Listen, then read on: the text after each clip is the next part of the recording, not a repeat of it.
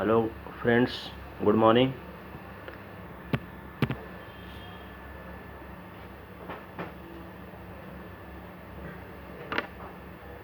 आज हम 20 अगस्त 2022 का करंट अफेयर देखेंगे।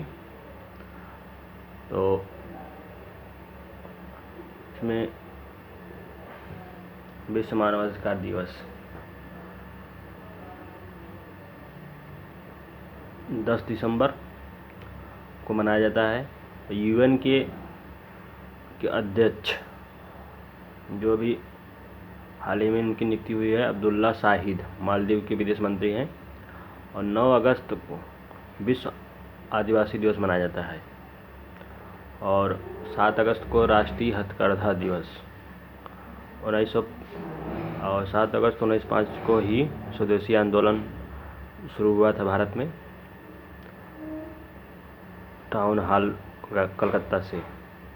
और 9 अगस्त 1925 को काकोरी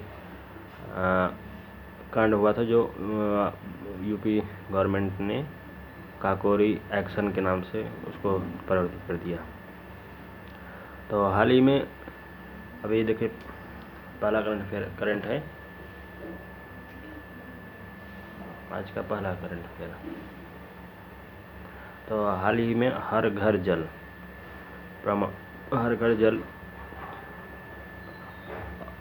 प्रमाणित देश का पहला केंद्र शासित प्रदेश हो गया है दादरा और नागर हवेली। पहला राज्य जो हुआ है गोवा हुआ है, और दूसरा राज्य केंद्र शासित प्रदेश दादरा और नागर हवेली हुआ है, और एमपी का एक ज़िला है। तो ये तीनों जो है आ चुके हैं अब। और जल जीवन मिशन के 2024 तक इसके भारत सरकार को पूरा करने की योजना है। इसमें 55 लीटर प्रति दिन पानी दिया जाएगा। हाल ही में किस राज्य ने विद्यारथ स्कूल ऑन व्हील्स परियोजना लॉन्च की है? असम। इसमें इसका उद्देश्य क्या है? उद्देश्य इसमें है वंचित वर्ग तक स्कूल खुद पहुंचेगा जो स्कूल नहीं आ सकते।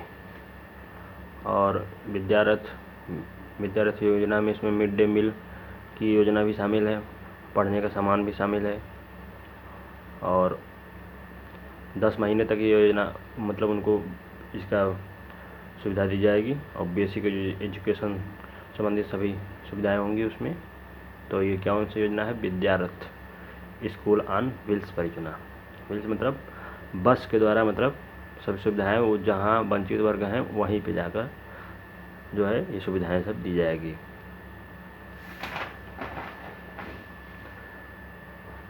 दूसरा है राष्ट्रीय राजमार्ग 2 असम में है, जो ब्रह्मपुत्र नदी पर धुबरी से सदिया तक। तेजपुर लीची को जीआई टैग है। तेजपुर लीची को जीआई टैग दिया गया है, जो असम में है। और कामाख्या मंदिर भी असम में है। और बगरुम्बा नृत्य प्लस बिहू प्लस सत्रिया सब असम से संबंधित हैं। और ये सत्रिया जो है क्लासिकल डांस है असम का। और हाल ही में दही हांडी उत्सव को साहसिक खेल का दर्जा दिया गया है महाराष्ट्र सरकार द्वारा, साहसिक खेल का दर्जा। तो इसमें उस खेल के दौरान अगर किसी की डेथ होती है तो उसको 10 लाख रुपए तक का सहायता दी जाएगी। तो साहसिक खेल का दर्जा दिया गया है दही हांडी उत्सव को, जो अभी जन्माष्टमी के समय पे महाराष्ट्र में मनाया गया है। और उसके बाद थांडा मणिपुर का मार्शल आर्ट है। थांटा मणिपुर का मार्शल आर्ट है। दुनिया का सबसे प्रदूषित शहर दिल्ली। अभी हेल्थ इफेक्ट रिपोर्ट आई है, तो उसमें दिल्ली को दुनिया का सबसे प्रदूषित शहर घोषित किया गया है। उसके बाद दूसरा कोलकाता है। इसका 2 मानक है, 2 प्रकार का इंडिकेटर है, PM 2.5 और NO2।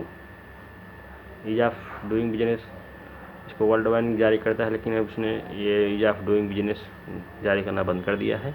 तो ये भारत का रिपोर्ट है, तो इसमें आंध्र प्रदेश प्रथम स्थान पे है।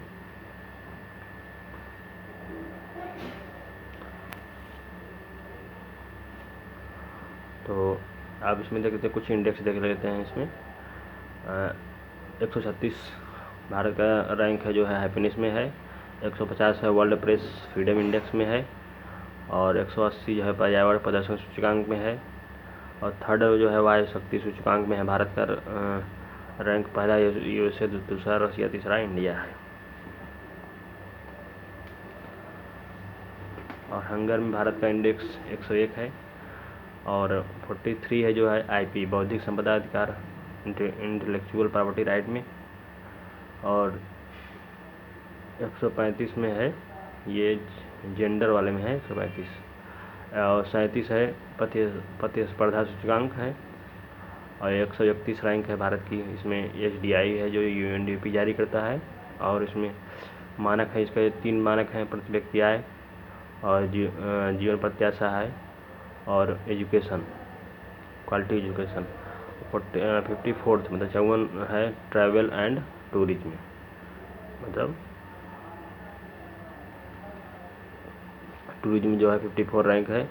अब ये जो है मोस्ट इम्पॉर्टेंट करंट है, 17वां प्रवासी भारतीय दिवस 2023, भारतीय राष्ट्रीय दिवस, प्रवासी भारतीय दिवस एनआरआई वो इंदौर में मनाया जाएगा एमपी में।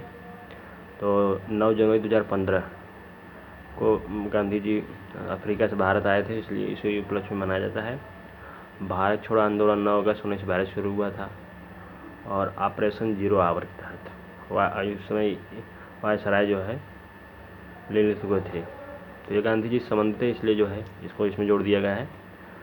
वर्तमान में केंद्रीय गृह सचिव कौन है, इनका कार्यकाल अब देखिए अजय कुमार भल्ला हैं केंद्रीय गृह सचिव, इनका कार्यकाल 1 वर्ष बढ़ा दिया गया, इसलिए चर्चा में है, और अगस्त 2023 तक ये रहेंगे।